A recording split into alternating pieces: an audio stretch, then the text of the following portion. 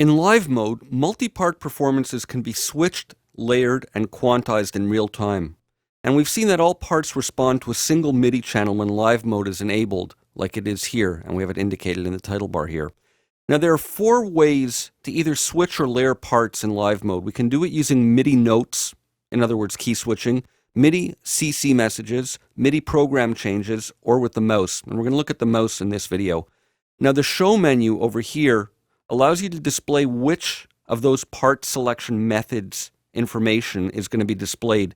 And additionally, we have a mixer button here that displays more information. So in the show menu, we can choose between showing the key select notes, and right now there's none assigned, so it's going to be blank, but we'll get to it all. We can show the MIDI CC info, program change, or the part number, which is sort of the general info.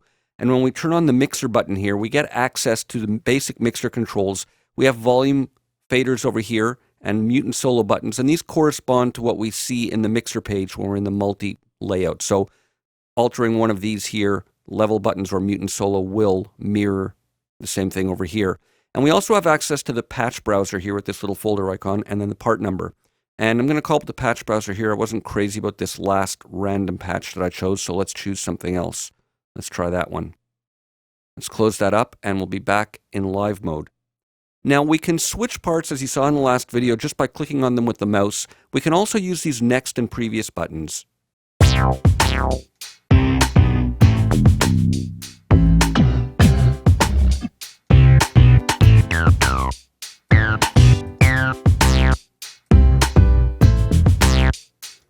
So that works great, but we can also MIDI learn these. So with mouse, we can either click on the individual parts to switch, scroll linearly with these buttons, or right-click, and we can, let's say, use MIDI note learn for kind of key switching. Then we can use a couple of notes on our keyboard controller, or you can use any MIDI CC kind of button or slider that you might have. Let's hit MIDI learn now, and I'm going to hit the top note on my keyboard. Here's the C. And now it's scrolling to next. And if I hit the previous one, I'll go MIDI note learn again. It's going to scroll to, I'll hit B, and it's going to scroll to previous using that. So I can now use the notes on my keyboard. So no mouse, let me move it out of the way and I'll show you the same thing. And you can see the keys as I'm pressing them here on the keyboard down below.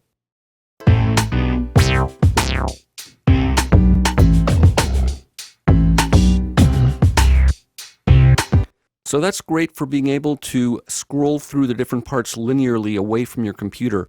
And if we right-click, we can unlearn if we want to erase those MIDI assignments. We can also show learns, and you can see everything that's assigned to that particular key. In this case, it's just that note that I have assigned. But if I also assign some MIDI CC messages or program changes or whatever, you'll see all the assignments there.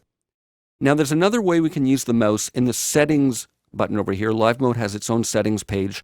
We have 2 mouse select modes. Touch mode, which is what we've been using, meaning whichever part we click on is the one that's selected. But there's also latch mode. And this is great. I'm going to close this up and go back to the live mode page. This is great for layering sounds together, because what happens is when you click on a part, it doesn't deselect the other original part that you're on until you click on that. So we can easily experiment with all great kinds of ways of layering these different parts together.